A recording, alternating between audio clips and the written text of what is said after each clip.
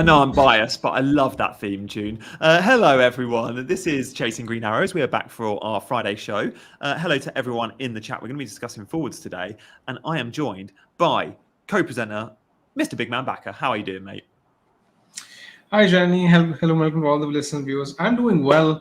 This is actually going to be a very interesting discussion because this is where we sort of decide between Haaland and Salah because we're discussing forward. So primarily the big discussion is going to be around Haaland versus Salah. And I think this is the single big question that every other FPL manager has in his mind right now because this one decision alone, in my opinion, will be pivotal in deciding how the early weeks of the season go for a lot of people because there will be people with Salah, there will be some who captain him in some of the fixtures, and then there will be people with Haaland and who will potentially captain him at home to Ipswich in game week 2, which is the Moneyball fixture. So yeah, variance is going to be big, and we just have to hope that we end up on the positive side of it. I mean, I've tried hard, and I've looked at it so many times. I'm pretty sure there's no way I'll have both in my team. I just don't think it offers the balance I want. And I think there's too many other players that I know I want, which I wouldn't be able to get to if I have a draft of Salah and Haaland. So, Big Man, I don't know about you, but if you were to put like a percentage rating on having both these guys, we'll do a poll. Do you think you'll own both Salah and Haaland? Yes or no? Just a simple, will you own both? Yes or no poll. I reckon I'm probably 20% likely to own both. I'm like 80%.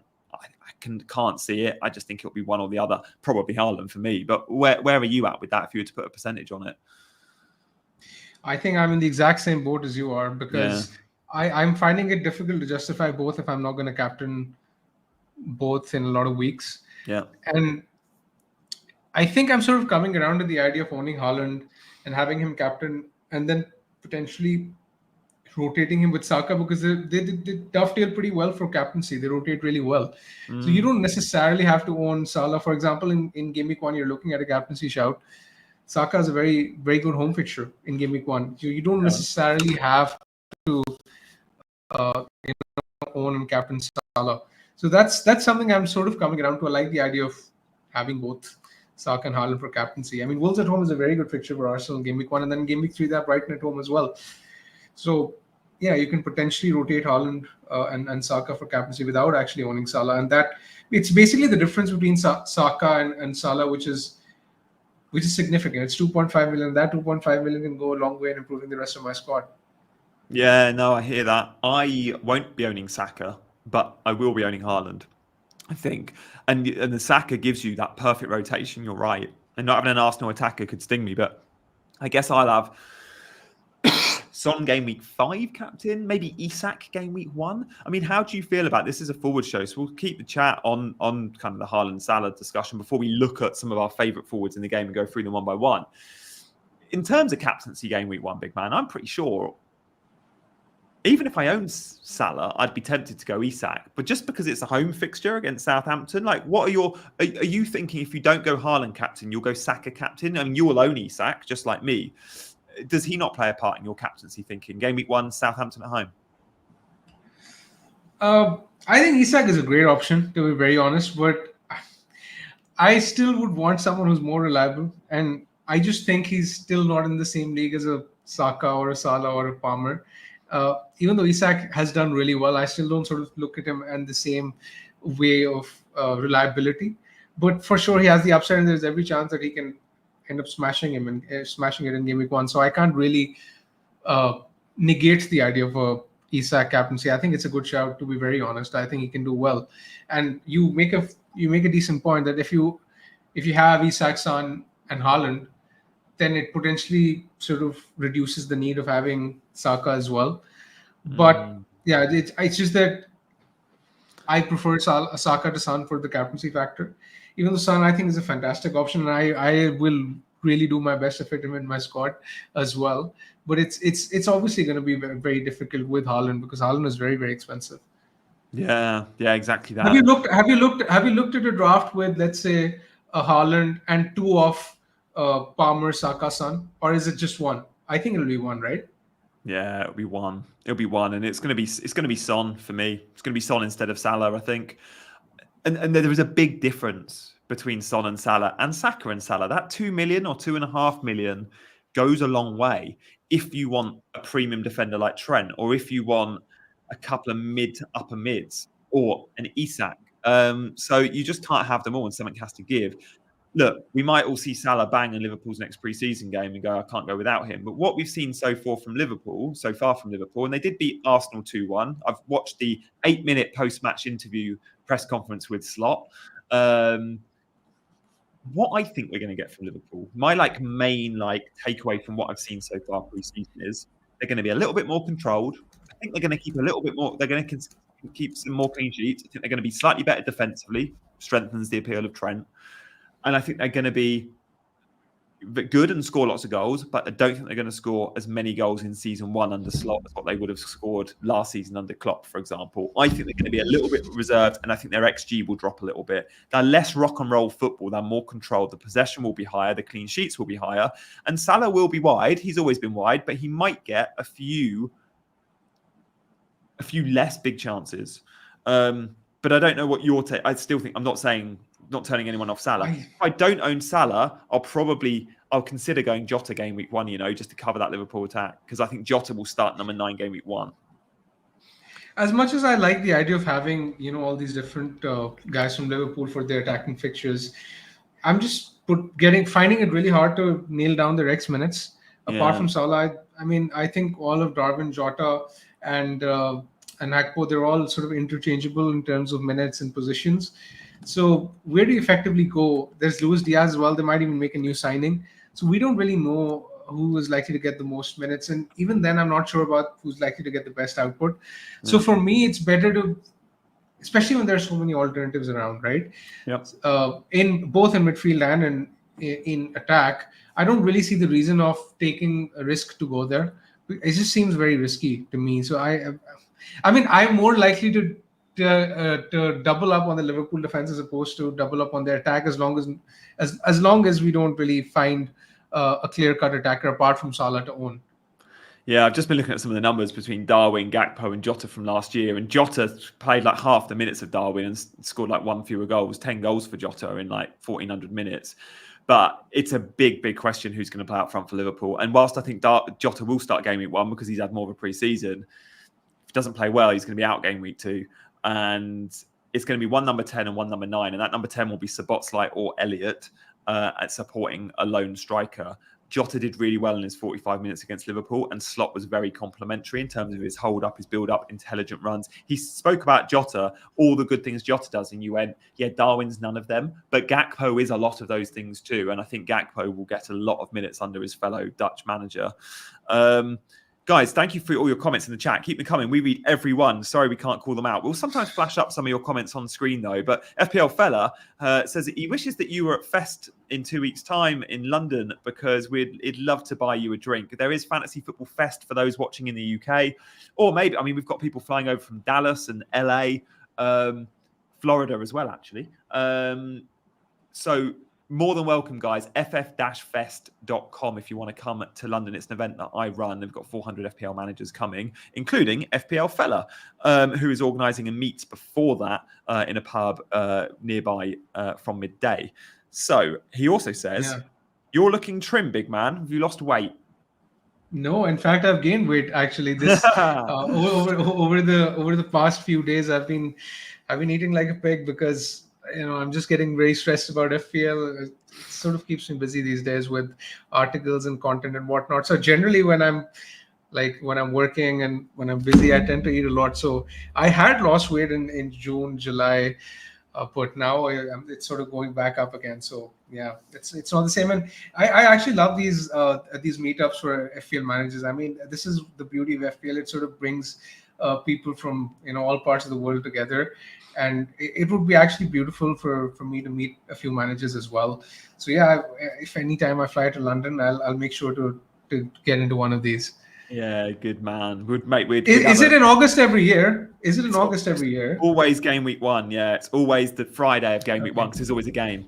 But we are looking at maybe doing a second event this year. So yeah, it could, for example, there could be an August and a December or a spring. We've done a spring fest before. We've also done a New York fest before, and we're looking to do another one of those. So yeah, loads happening. But yeah, usually London.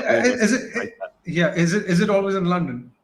Yeah, when it's in England, it's always been London. Yeah, we just don't get the crowd. We just wouldn't get the crowds. Yeah, elsewhere. Yeah, exactly. I guess it's the easiest for a lot of people to sort of get to. Yeah, exactly that. Yeah.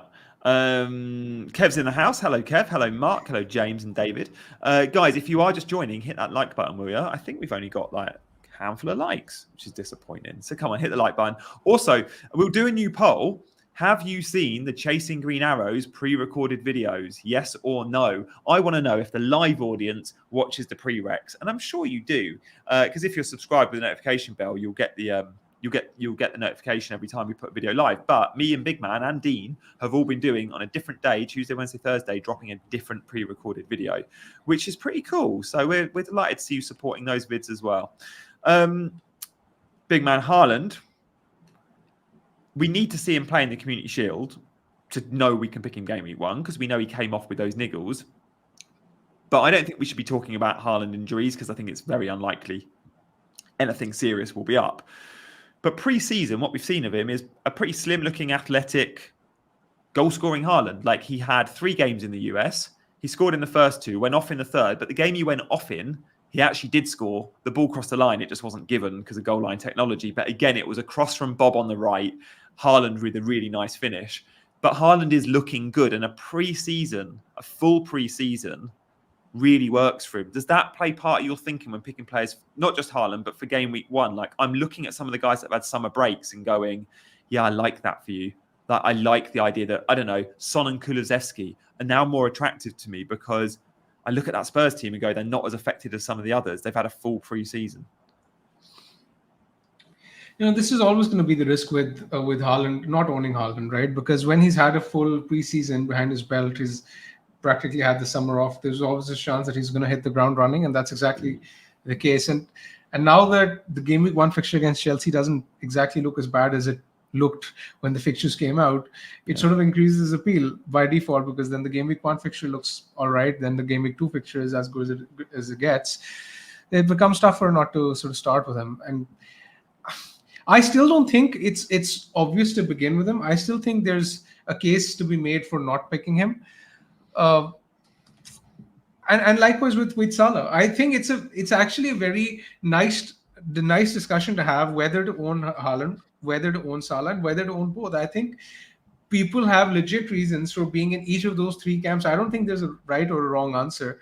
It's just that both of us have actually accidentally landed on this side of the coin where both of us are closer to Haaland than closer to Salah. But yeah. I mean, I can totally understand why someone won't want to go for him and want to go for Salah for more of a balanced squad. Yep, exactly that. No, I hear you loud and clear on that one. It's effectively this Haaland versus Salah debate. It's effectively a debate between, let's say, Salah plus Watkins versus Haaland plus Bruno. It's something like that, right? Yeah. And it's not clear-cut to answer at all, because we have the likes of Isak, Watkins, and Salah is obviously a good pick. But then on the other hand, we have Haaland, and you can get him in with Bruno or Odegaard or anyone in that price range, and even that appeals as well. So it's actually a very tough call. It's a complete coin flip. I don't see a very clear-cut answer in this debate. Every season we have like a lot of preseason content about a good group of players and will they, won't they be in our FPL teams. And I don't know if I'm just thinking this because it's sort of recency bias, but I can't remember an FPL season where there's been so many players that I wanted in my team. And that's because FPL have done such an incredible job with prices that we're tempted by so many players, but there's also so many players that originally we said, no, they're too expensive, that now you're going, no, I still need them, i.e. Haaland. But the game's really interesting this year, no? I was coming to that, Johnny. The main thing is that the point you made regarding the pricing, irrespective of whatever game week 1 team you choose and however well it performs, let's say if it doesn't start well, I would not sort of beat myself for not performing that well, because there are so many options to have. It's really, really difficult to pick the right optimal path, because with so many options, a lot of options are looking appealing on paper. So even if the team you pick and it does not perform as per your expectation, don't beat yourself onto it, because it's a very difficult job nailing the right team. As long as you have a solid start, if you offer me right now that you're gonna have a sort of above average start, I would take it, because it's actually Yeah. very difficult to nail down a good team at the start. It really is, really is. Guys, we'll put some of your comments on screen. We've got some cracking comments coming in. I mean, Annie Anonymous says, Watkins and Palmer. Like, is Watkins and Palmer better than Haaland and Bruno? Like, I mean, maybe. No one's talking about Cole Palmer, but look, this is the forward show, so we'll stick with maybe Watkins. But, I mean, Ollie Watkins, Backer, is the second, I think, highest owned player in the game. I think Isak, Watkins, and Palmer are the only three above 50%. And I think Watkins is around 53, 54%. And then it's Saliba and Gordon. And then Saliba and Gordon. But they're big drop. They're like 40 and below. So there's three big owns here. And when we look at the three, and I know your team and you know my team pretty much, and I know the players we're looking at, we're both going to own Isak. Neither of us will own Palmer. And I don't think either of us will own Watkins either. Why is that? Because he was in my first 2 weeks, Watkins didn't leave my team. And the more and more I looked at it, the more and more I was tempted to sell him. But 9 million's incredible value for him. He should be higher. Like, if he was 10 million, I don't think we'd be complaining. Yet still, we're not putting him in our teams. I think the reason behind this is because of the fact that if you have Haaland at 15 million, if you, let's say, want a Saka or a Palmer at 10.5, or Son for that matter, and if you want a premium defender, it becomes difficult to have both of Isak or Watkins. So for a lot of managers, it's effectively one or the other, right? That's the main thing. It's basically budget constraints. No one is saying that Watkins is a bad pick or that he won't do well. He's a good pick. He will perform well, but for 0.5 million less, both of us prefer Isak because A, he's guaranteed to be on penalties. B, he has a better start of the season. The home fixture against Southampton is great, and then even Bournemouth away in game week 2 is fine. And third is the flexibility that you get. You can just assess for a couple of weeks if you have let's say a solid, robust team. You can then simply jump off of Watkins to Isak in game week 3. Isak to Watkins in game week 3. You don't have to sort of start with Watkins early on in the season. Yeah, exactly. I think that last point you make is going to be popular. To jump from Isak to Watkins game week 3 or 4, you're going to need 500,000. Does that mean we should consider leaving 500,000 in our banks? Like, because we might be rolling transfers game week 1 and 2. Is that something? I mean, look, in an ideal world, I used to say, forget you've got 100 million. Like, make your team thinking you've got 99.5, because having 0.5 is so useful. Yet every year, I rip that rule up and I end up spending 100 million. But there's a genuine argument to say, forget the 100 million budget and just go with 99.5. Because with price rises, you often need that 500,000 straight away anyway. I think there's a saying for these kind of situations called easier said than done. So I think it's made for situations like these. Makes sense though. In reality, I would advise generally I would advise the same as well, but I can completely understand it's very difficult to go ahead with it, and I struggle to do it as well. I mean, there's always that temptation. It's not even at the start of the season, it's even when you're, let's say, wildcarding later on in the season, or even when you're on free hit journey. It's very difficult because like you sort of get this feeling in your head for no reason at all that, I have spent all my cash, now I'm content and I've nailed the right team. This is a sign. I hear a lot of people saying this is a sign, it's 0.0 in the bank, this is the right team. But it's a strange argument, but a lot of people fall for it. Kev actually does it every year, and Kev's one of my channel members. We know each other well. Kev will be at Fest Fella. And Kev always starts with 0.5 in the bank. Very good FPL manager. Mark says he's currently got 1 million in the bank. Yeah, but there's a difference between currently got 1 million in the bank, Mark, and actually game week 1 having 1 million in the bank. Because I've had various drafts I have made with less, but I know I'll go, I could upgrade there. What I would say is if we're thinking about early wildcarding, and we'll come on to our list of forwards in a minute, but we're just going to turn our attention to wildcard. If we are thinking of early wildcarding, let's say game week 4 or 6, which seems to be like gaining momentum, then you're not going to need a very strong bench. So is it worth having a fourth 4.5 million defender, or should your fourth defender be a 4 million Barco, for example? And Barco's a fourth, not a fifth defender, and you save 0.5. Do you need 2 rotating 4.5 goalkeepers if you're wildcarding game week 6? No, you could probably just have one 4.5 and a dead spot and just pray that he starts every game, like most keepers do start every game. I do wonder if that's something I look at, and therefore benchings aren't as important. But just talk to me, big man, about wildcards and your opinion on it. Is it something you've looked at? I mean, I know you've looked at it. Is it something you would bookmark in? Is it something you'll have a rough plan but stay flexible? Because some are looking at booking a wildcard in game week 6, just picking for the first 5 weeks based on fixtures and really committing to that strategy. Others are saying maybe they'll wildcard 4 or 6, but they'll remain loose and flexible. And if they don't need to, they won't, because they might roll 4 free transfers and actually be able to mini wildcard anyway. That's probably the approach I'm taking. I think I'll end up wildcarding around that point, but I'm not booking it in. What about you? I think the best approach is to stay flexible. Now, I've looked at a lot of different windows, and wildcard 5 and 6 are the ones that particularly appeal, particularly 6. It's simply because of the fact, for people who are not aware, it's simply because of the fact that Man City and Arsenal are playing in game week 5. So, and then Arsenal have a good run of fixtures from game week 6. So it's actually a really Leicester nice and way Southampton at home back to back. So Arsenal play Spurs and Man City in 4 and 5, and then Leicester at home, Southampton at home, Bournemouth away. It's a great run of 3 games. And this is also the time where Liverpool's fixtures tend to get a bit difficult as well. I think from game week 7, their fixtures might get more difficult. Yeah. So you can then sort of reduce some of your Liverpool coverage, get more Arsenal. And there are some of the other teams that have a good fixture run as well. But my point is here that, yes, it's sort of nice to have this window earmarked, but it's at the same time, I think it's probably better to stay flexible, because there might be windows later which might be more useful. Yeah.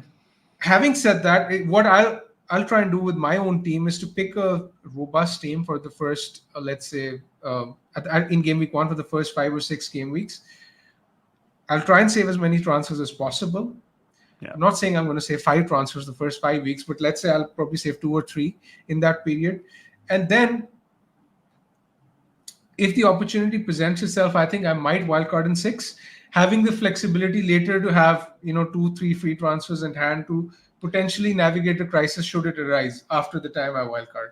Yeah, so you're always banking transfers moving after wildcard, and that's a really important point, guys. The new rules mean you can go into a wildcard with 3 or 4 or 5 free transfers, wildcard, and then still carry those transfers after wildcard. You couldn't do that in FPL in years gone by.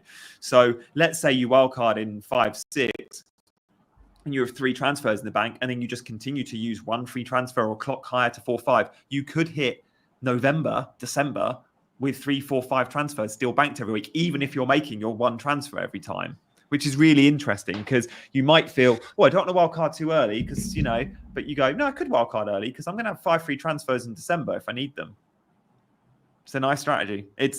I do think the rolling of transfers will encourage early wildcards, because we'll be in these luxury positions where we don't need to worry about, if we wildcard now, we're not going to have another opportunity in a few months to rip up and change our team, or we are, because you can easily roll up to 5. And if you go into a wildcard with 3 or 4 and then come out the wildcard with 3 or 4, you're laughing. Exactly. But price points backer, it does mean if you're wildcarding, say, game week 5, 6, and you're looking to roll a few transfers, obviously if you need to make a transfer, you will. But what we always do in years gone by is game week 2, game week 3, game week 4, we usually end up buying the game's most popular player. And that player is also someone that's going up in price very quickly. So we're going to be slightly later to those, let's say, game week 2, 3, and 4 bandwagons we don't own till 5, 6. Let's assume they continue to be very good picks. It means we're missing out on those price rises. You still might capture them a little bit, but you'd have missed out on the really steep curve, which happens game week 2, 3, 4. Yeah, I mean, that's the risk you then run. But I'm not saying that I'm going to save like 3 or 4 transfers at the start of the season. I probably 2 or 3 at best. Yeah. So I will try and maintain a healthy mix of trying to maximize my team value at the same time trying to save my free transfers. And I mean, it's very unlikely that there are no injuries or there are no pressing transfers to make for the first 5 game week anyway. I'm sure we'll be forced into making some transfers. But then I guess the counter argument to this is that by the time you're wildcarding in 6, that's probably going to be the prime time to gain value anyway, right? So you don't necessarily have to, just go gung-ho early to gain price rises, because it's something that's going to come with the wildcard eventually anyway. Yeah, good point. Let's have a look then at some of these forwards that we've prepared for you, because these are the game's pretty much most popular forwards that everyone's talking about. So we'll go through them and see which ones maybe will make our teams, maybe won't, ones we're unsure of. Now, of course, we want to touch on all these players. We've got 10 players to show you here. And if I look at my team and just the drafts I've made, Haaland's in at the moment, Watkins has been in, Isak's in, Havertz has been in, Solanke's been in.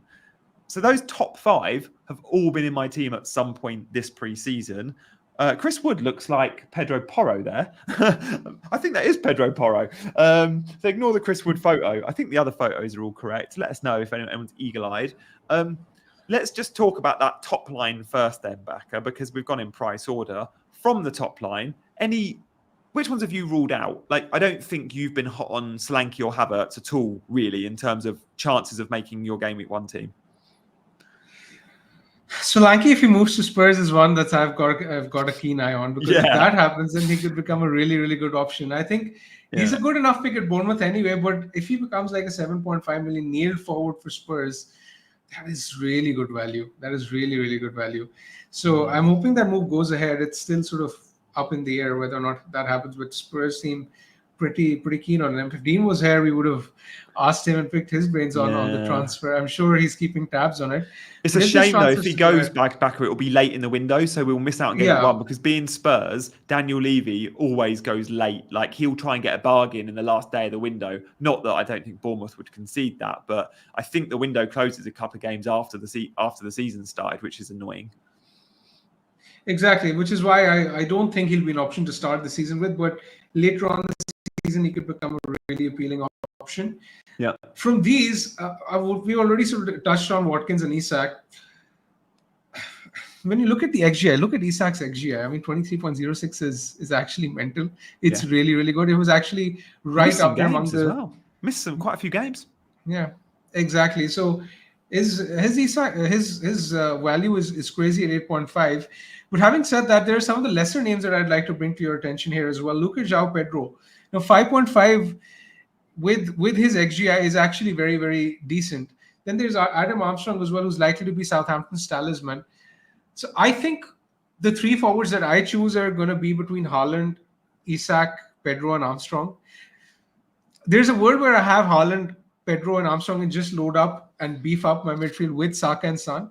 But then I would have to sacrifice Isak. I'm not completely ruling it out. Actually, I think it's actually a very viable strategy, because then I can have both Saka, Son, Bruno, all these guys with Haaland, Trent. I mean, that would make for a really strong team, but obviously it won't have Isak. That's the issue.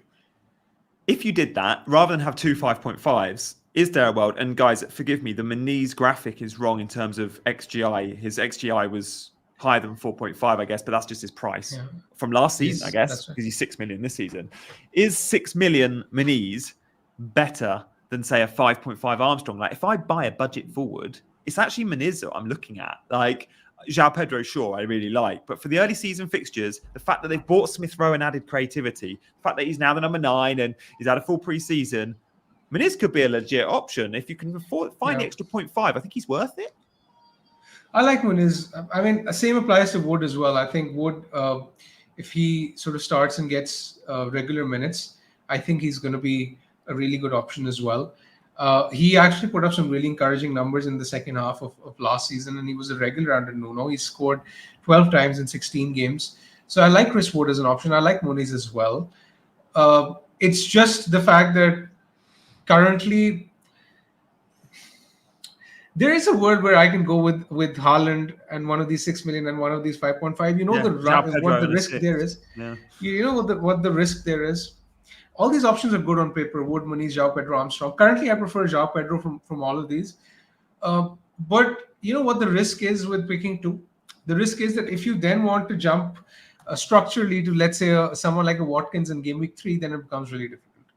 Yeah, it does. You're right. You've got to think about structure there. Obviously, we're accumulating transfers, but yeah, it's nice there to have that option. Chris Wood is an interesting one. British 87 says, let's talk about Chris Wood to annoy Gianni. Guys, I don't think Chris Wood I think he's a massive minutes risk. I think he probably starts game week 1, but Awoniyi exists. And Awoniyi, if he's fit, will be breathing down Chris Wood's neck. If he has one bad game, he'll be out. And Awoniyi, I think, will become the number 1 striker again. Chris Wood got all the games last season because there was no other option. Mark Sutherns reckons Awoniyi will be starting game week 2. Just throwing that out there. He's a Forest. Don't know if he's got a season ticket or not. He goes to a lot of games. Big Forest fan. It's Wood I'd be just the wary risk on. that But you the run. fixtures are there. It's just the risk that you run with the minutes there. And the thing with Wood is, even though he's prolific, I think there's a risk of getting subbed around the 65, 70-minute mark as well, even if he's starting games, which isn't ideal. Which you could So say yeah, the for same that for minute, Muniz as well. Like with someone like Jimenez breathing down his neck, Muniz, if he's not playing well, probably does get an early sub. yeah, potentially. That's why I prefer Pedro as such for 0.5 million More of a main man. cheaper. I'm sort of liking the look of Brighton as well at the start of the season. So I think they can do well. I low-key, I really like Armstrong as well. But the thing with Armstrong is, if I have him, I don't want him as let's say a 7th attacker. I want him as an 8th attacker who I can just play in the good fixtures, because I don't want him as a perma play. For example, when he's playing Newcastle in game week 1, I won't want to play him. So that's the thing. With these budget forwards, though, if you've got Nkunku in your team, do you start a João Pedro or a Muniz over an Nkunku game week 1? Like, let's talk Muniz. He's got Man United on the first day of the season, away at Old Trafford, United leaky, Fulham start the season well, Smith Rowe, blah, blah, blah. Nkunku's got Man City.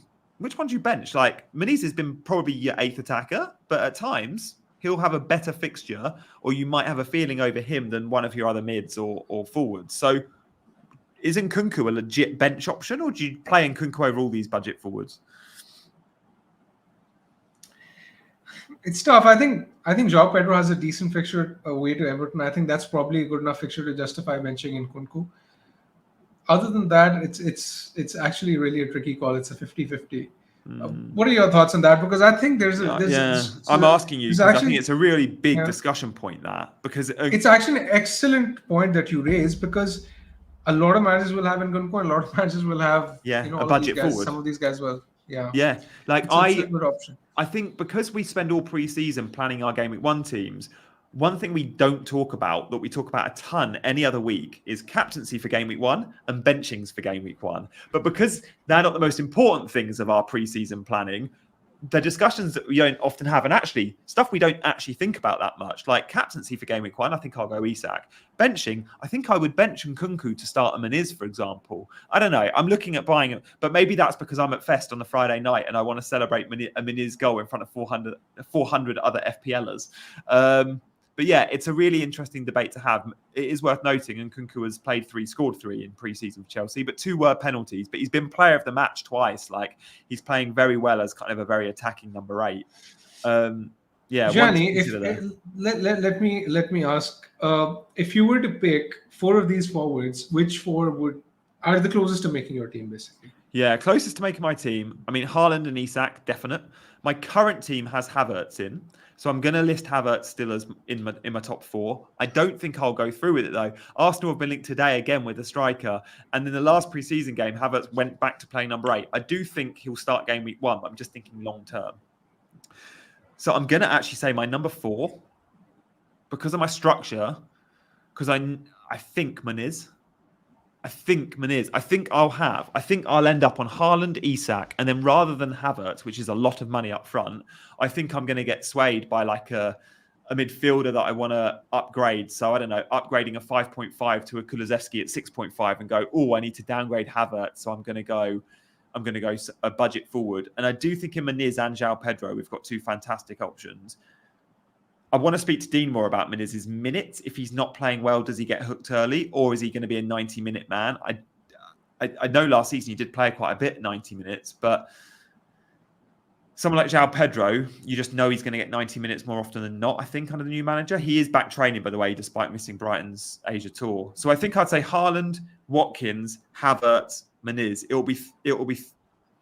I mean, it's definitely going to be Isak and Haaland, and then it's one of the others.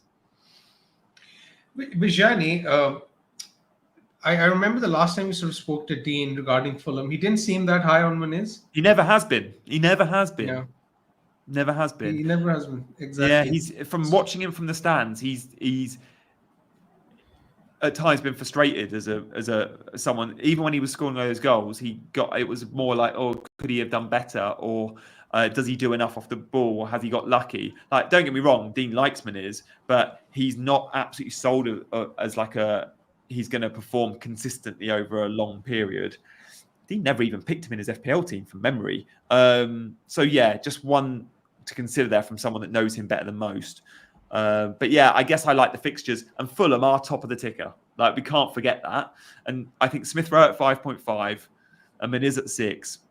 I like them both. And I think back to last season, Fulham started the season quite well. And I like the manager. Yeah. What about you then, Bakker? If you were to pick 4 of them? I think Haaland is probably most likely. Yeah. And then maybe 3 of Pedro, Armstrong, and Isak. I think that's probably going to be the case. I think Isak will probably make my Game Week 1 team. Even though I'm not as locked in on him as you are, but I think he's closer than the other 2 at least. Because as mentioned, the only risk I see with the 5.5 million forwards is the fact that I won't be able to jump to Isak as to Watkins if need be. So at the start of the season, I would rather be flexible. So it's a bit of a risk, and it's about risk reward, and I'm not sure I want to take that risk where I end up with 2 5.5 million players in my team, and if one of them gets up getting injured, then I won't have a get out of jail clause, because there are not too many options at 5.5 million or below. It's interesting that you think it will be for you Haaland, Isak, and then almost certainly a budget pick. Like, you seem fairly strong on that kind of setup. And I guess that's still a question I've got in my head to clarify. Is it, because originally I had Solanke, then I've had Havertz, and now I'm thinking of Meniz, but that very much changes what I can do elsewhere. You know, Havertz to Meniz is a 2 million saving. The thing is, Gianni, I've been really, really high on a big at the second back defender. defense. Yeah, exactly. It's Trent exactly. and Guardiola, or Trent and Salah. That's likely to be the difference between my team and your team. It is. And given my structure, and given the fact that I want to spend big at the back, I would almost certainly have a 5.5 million or 6 million forward, at least one. So that's the difference. While in your team, you're going rather cheap at the back. I think you have just one premium defender. Yeah. So you can afford to spend big, right? So you can afford to go with, Haaland, Isak, Havertz. What are you on right now? Is it Haaland, Isak, Havertz? Yeah, Haaland, Isak, Havertz. And I guess it's just that Arsenal rumours linking them with the number 9 puts me off Havertz a little bit, but I still like Havertz for Game Week 1 and 3. My plan was then to move Havertz to Watkins. I don't really want to sell Isak. I'd rather get to Watkins through Havertz. But, I mean, you mentioning the big at the back probably should affect the forwards conversation, because one of my channel members this morning in WhatsApp, Gucci, I don't know if you're watching Gucci, he's in Australia, so probably not at this time. But Gucci sent me his draft, and he's got 4 defenders. He's got Trent, Gvardiol, Saliba, and Porro. So he's gone really big at the back. And I said, at first I was like, actually, you've got a good point here, because he just had Haaland up front and then 2 4.5s on the bench as forwards. And I was like, we should consider a 5.5 forward in João Pedro with a Pedro Porro, or a Saliba or Gvardiol versus a Meniz. Do we have to look at that and go, actually, is Gvardiol not a better option than Meniz if you're spending 6 million? I know it's not quite that straightforward because there's other permutations in play. But you could argue those 6 million defenders like Saliba, Gvardiol, or 5.5 Pedro Porro are actually better options than these budget forwards we're talking about. Will they accumulate more points over the season? Maybe they will. That's one way of looking at it. Personally, I think I would still rather go with investing a bit more funds in attack, because again, the point still stands. If you want someone in the 6 million or the 7 million or the 8 million price range, the forward price range, you're not going to go with the 4 at the back system for the course of the season. You will want to make transfers. You will want to jump on the informed forwards at some point, right? It's not as if you would want Porro or any other defender for that matter set and forget for the rest of the season, right? But there will be stages where you will want to jump on the in-form forward. So it's probably better to be more flexible and have a price point in the attack which allows you to get there. That's why that's just one of the reasons why I don't like a 4-5-1 as much. Yeah, okay, fair. Interesting there. Interesting. One player we've not spoken about, I guess, is Mateta. Yeah, because we're not really sure about his participation with the lock picks, right? Yeah, but even if he doesn't make it back for Game Week 1 and he's around it's only one game week. Let's say he's around game week 2. I think we are forgetting how amazing he was or how amazing he's been under Glasner. I guess maybe it's just a price point, knowing Eze's 7. Is that really what's putting us off Mateta? Yes, the Olympics is there, but is it the fact that you can still get Palace attack through Eze at 0.5 less? It is. I'm almost certainly sure that's the reason why it is. Because and the fact that Eze could be on penalties as well. It's likely to be on penalties and set pieces. There's also the possibility that even if Mateta is back by game week 2, he sort of tends to get eased back in and not sort of thrown into the starting 11 altogether. That's one of the reasons why I could sort of decipher why people are not as high on Mateta. And I think Mateta is a void to start the season, to be very honest. I would rather just pick the guys who are more secure to start, who are at least near for minutes. Mateta was great, but I'm not sure game week 1 is the right time for him. Yeah, I think you're right. Speaking of Eze, by the way, is he someone that will make your game week 1 team? I mean, he's in my current draft. If he stays, let's assume he's staying at Palace. Does he make your team?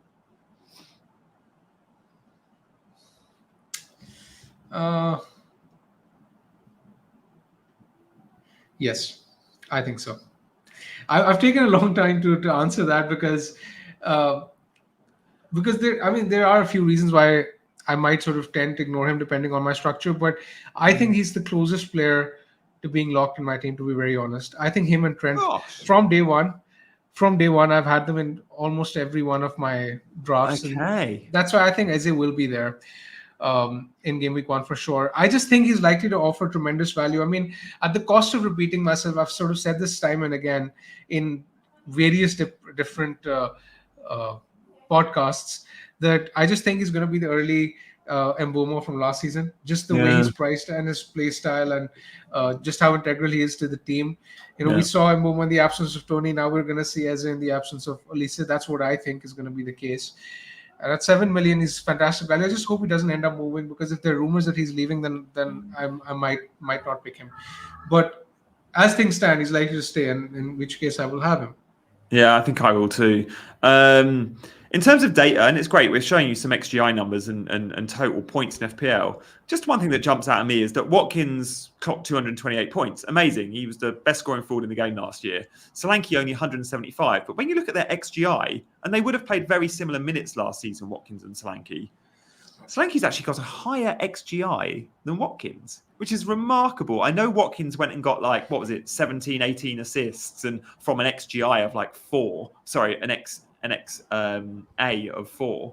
But yeah, Solanke there puts up good numbers back, doesn't he? 21.66, and he's on pens. I know Bournemouth don't win many pens, but Bournemouth are a good team, and if you're looking for a talisman at any particular team, Solanke's right up there with, when that team scores, the percentage chance of him being involved is super high.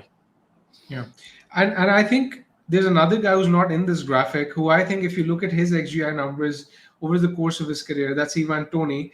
He's going to be coming close to these numbers as well, right? If you look at XGI per 90. So that is one of the reasons why I actually feel that the likes of Solanke, Toney, even Isak, for cheaper, they can come close to matching Watkins. Yeah, I hear you there. He was actually in my first draft and second draft, Solanke. I still really like him. I guess the fixtures put me off a little bit. I read that comment which suggested that you were only picking him to for clickbait, basically. I know. You never intended to have him. I was like, dude, I can present you with some sexier picks for clickbait than Dom Solanke. Trust me. You're talking to someone that's probably going to end up with Dejan Kulusevski in his draft at 1% owned, possibly 2% or 3% owned Diogo Jota. I'm not going to go down the clickbait route for Dom Solanke, trust me. But yeah, I thought that was funny. That was really funny. And FPL managers are allowed to change their mind anyway. Yeah, right. Exactly that. Think how many drafts you've all made from the player pool. You can only end up with 15 players. When game week 1 comes round, how many players do you reckon would have been in all your drafts? 70, 60, maybe 30, 40, but way more than 15. Way more than 15 players. So yeah, that's absolutely fine, and we should change our minds and react to different parts of information that we get. We've spoken well enough, I think, about these 8 players. Guys, I want to take some questions before the end of the show. Any of these 8 you want to just touch on, Baka, before we change our attention to the chat? I think let's move on to the questions. I think we've covered everything in detail over here. Yeah, no, agreed. Thank you guys for tuning in, by the way. Do hit those buttons, like and subscribe. Get your questions in. We'll bring a few up. I've just seen in the chat. I just want to turn our attention to Spurs because I mentioned Kulusevski there and so on. And I know, like, back right, I saw seeing Spurs start last season under Postecoglou. We all got quite excited. They were scoring goals. They had loads of good FPL assets. And we were like, oh, Postecoglou teams, it's goals, it's goals, it's goals. And after 5-6 weeks, the media in England were talking about Spurs like, are they challengers for the title? Which was inappropriate and rubbish. We'll come to Jota in a minute, Rishi. Thank you. We'll just do our Spurs chat and then we'll come on to Liverpool. I'm not saying Spurs are going to do the same again, but knowing loads of their core players have had a summer off, Brennan Johnson, Kulusevski, Son, Basuma, I think they're going to hit the ground running. They've got Leicester away on the opening day.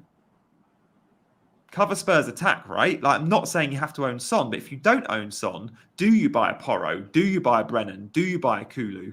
Kulu's going to start the season, I think, up front. Maybe not for long, but he'll start number 9 in game week 1 with no Richarlison and no signing yet.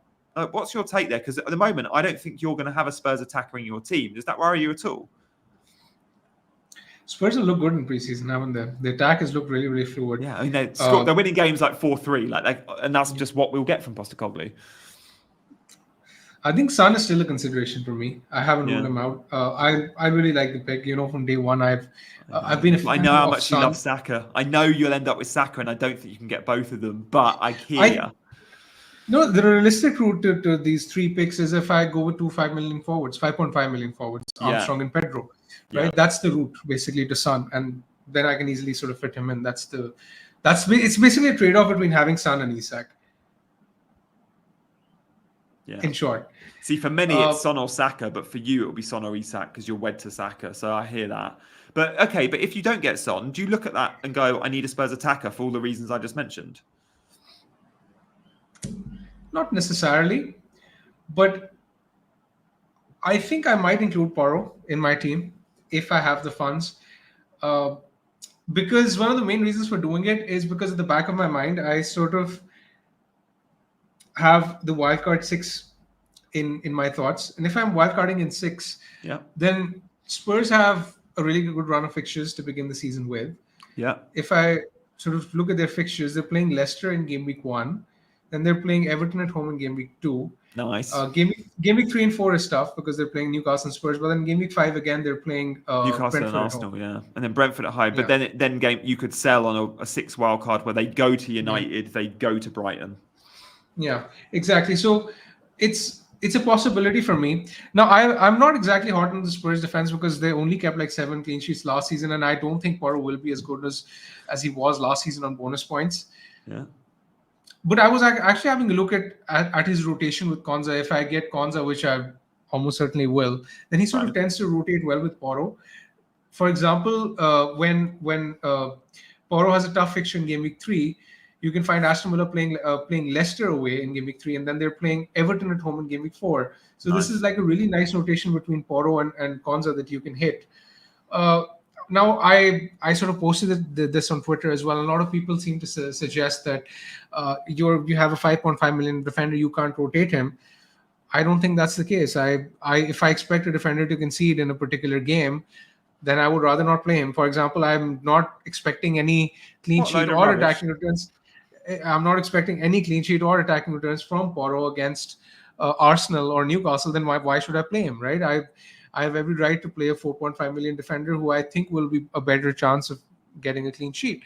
So I think it's fine not having Porro as a perma play and having him as a rotating enabler is perfectly fine. Having said that, I don't think, let's say if I don't have the funds and if I don't have any defender to rotate him with, then I won't pick Porro because I just don't think he's a good option to play in week out. But as a rotating option, I think he's a fantastic pick. Yeah, I mean, it's fine to rotate our 5.5 forwards and midfielders, so why can't we rotate a 5.5 defender that would still start 7 in every 10? We're not talking about rotating him at 50%, 70%. And it's not Trent or let's say a Guardiola or an Arsenal defender Yeah. we're talking about. It's a Spurs defender. I mean, they don't really have a good defense. They're gonna concede a ton of goals. Are you Porro, considering Porro Shiny? I like him a lot. He pre-season has shown us yet again. Porro takes up the single best average position of any defender in FPL. If we're looking at sexy positions for goals and assists, Porro wins hands down. But, and there is a big but here, at 5.5, I need some assurances over clean sheets. And I don't think the upside, whilst it's high with goals and assists, I don't think it's high enough. I think I'll end up on Kulusevski though, mate, and Son. So again, another reason why I don't need Porro. Like, I've got 2 of the 3. I really expect Spurs to bang game week 1 and 2. Leicester and Everton, like, I'm here for it. I'm here. It's the pre-season thing, mate. It's the fact that their core team, Maddison as well. We didn't mention Maddison. Their core team haven't been playing European football or Copa America football. They're going to be fresh. And they're scoring goals in pre-season big. And I think they're going to score goals big game week 1 and 2. So I might ditch Kulu by game week 3. And yes, it means booking and transferring maybe.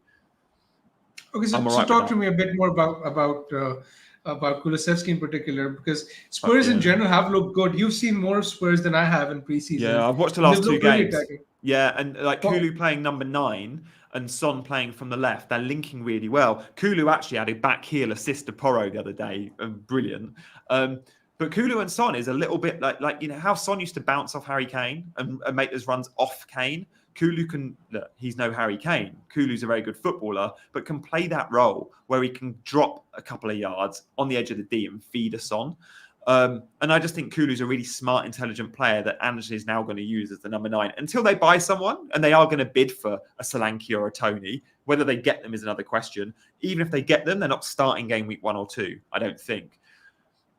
And then there's the Richarlison thing. If Richarlison existed and was around and fit and not being linked with moves away, I wouldn't be risking Kulu. But again, Richarlison ain't playing game week 1. So I just like the idea that I'm getting the number 9 for Spurs against Leicester and then probably against Everton. So 6.5 Kulu, I'm here for it. And I love the fact he's only going to be owned by a couple of percent. Probably a few content creators will start jumping on it because for the right same as I have. And you might see a 5-10% Kulu. But still, he'll be a differential.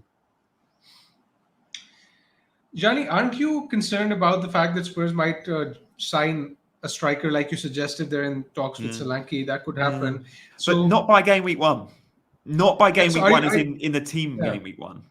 So you're happy taking, let's say, Kulusevski for 1 or 2 weeks and then moving him on later? Yeah, and look, worst case scenario, you keep him for a couple of games and go, oh, I'm still getting Kulu as a number 10. Or if Maddison's playing number 10, I'm still getting Kulu on the right-hand side because you think he's got the pick over Brennan. If Kulu's playing well, he's not getting dropped. And if he's not playing well, then you'd want to sell him anyway. So I think I'm all right risking it. I do think the upside for the first 2 games, of course, we look at fixture tickers always for the first 4 or 5 or 6 game weeks. If you're looking at just the first 2, you'd do hard to beat Spurs. So yeah, look. Kulu's a fantastic option, and I think I'm probably persuading a few to consider looking at him. I'm not saying go and buy Kulu, and I'm not saying I'll definitely own him, but I'm saying he's definitely consideration for me. We were also asked about Jota in the chat, and I saw we flashed up on screen the Jota comment, so we should just touch on him. Baki, you did say earlier, just too risky for you, knowing it will be him or Darwin or Gakpo, probably only one of 3 starting. A bit like Kulu, we might think we're getting the number 9 for game week 1, but not much beyond it. The beauty of Kulu is if he doesn't continue at number 9, he's still probably in the team. If Jota isn't at number 9, he's probably out the team. And that makes Jota a far riskier pick. He's also got more players behind him that are very good, like Darwin and Gakpo, that can take his shirt. So Jota's way riskier, but I do think game week 1 against Ipswich, Jota plays number 9 because he's had more of a pre-season than Gakpo and Darwin. And he looked really good in that 45 minutes versus Arsenal. And Slot was very complimentary about him. And he hit the post. And if that goal goes in against Arsenal, everyone's going, Jota, 7.5 mid playing up front for Liverpool, put him in your team. He hit the post. Because he didn't score, people aren't putting him in. Fine margins, doesn't make a difference to me. Johnny, talk to me about Brennan. You've not mentioned Brennan. He has never been someone that I've picked in FPL. I don't think I've ever owned him, and I don't think I've ever been close to owning him. And I don't know what it is. I've got a bit of a blind spot for Brennan. He's just not the sort of player that I pick, and I don't know why. Again, he's the sort of player that if he does start, he's first to get hooked. If Spurs are playing poorly, he'll be the first sub at 60. And again, I still question if he'll be in the lineup. Like, I think he starts game week 1 when Kulu's out up front. But when Kulu isn't playing number 9, there's a good chance Brennan's benched. So he's not been one for me, but I'm not saying don't pick Brennan, because for all the reasons I've said pick Spurs attackers, Brennan, Kulu, Son and Pedro Porro should all be considered because they're all good assets. Yeah, I mean, Brennan did well for me last season. I am did, yeah. still not against the idea. I still think he's in the pool of players that I'm looking at to be selected in game week 1. It's just that Nkunku has sort of arisen as the standout 6.5 million midfielder, which is why we've sort of not looked that much at Brennan. But I think Brennan could be a decent pick at 6.5 million. Yeah, I mean, maybe. even at 70-ish minutes, he should be fine getting something in every game. Yep. Guys, let us know your thoughts on those players. We have reached our 2:00 point. CH, sorry it's so late, early start for you. You've just joined us. But if you have just joined, like CH, go back and watch the last hour. It's been a fantastic show with me and Big Man talking through mainly, forwards. We had a bit of a Haaland Salah debate at the start of the show as well. And we're pretty much in agreement that we're likely to just have to go with one of those guys. 80% of the chat, I think, also agreed on just one of them. Do get your likes in before you go.